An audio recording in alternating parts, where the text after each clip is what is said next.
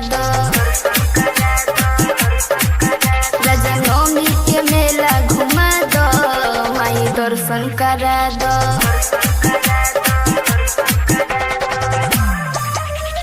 घर ही में मैया के मंदिर बना दो, लिपि पोती दुआरा अंगना सजा दो।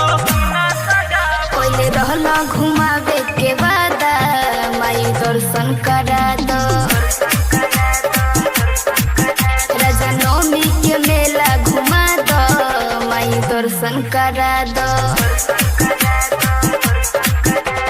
डीजे अमित तिवारी अपहर चल के न मेला में चुनरी दिया दी, चाट चौमिन और फुलकी खिया दी। हमरो मेला देखे को मन करता जी। घर ही में नौमी के कर तैयारी, शेर पे सवार होके अइहे दुलारी। राजा बदलो नया इरादा, माई दर्शन करा दो। राजनवमी के मेला घुमा दो, माई दर्शन करा दो। डीजे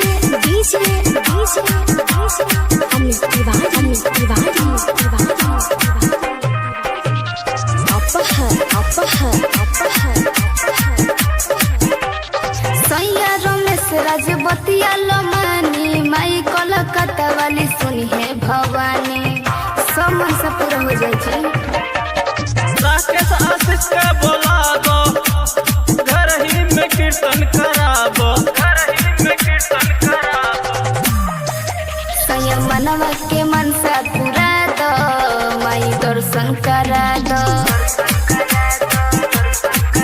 राजनवमी के मेला घुमा दो, माई दर्शन करा दो।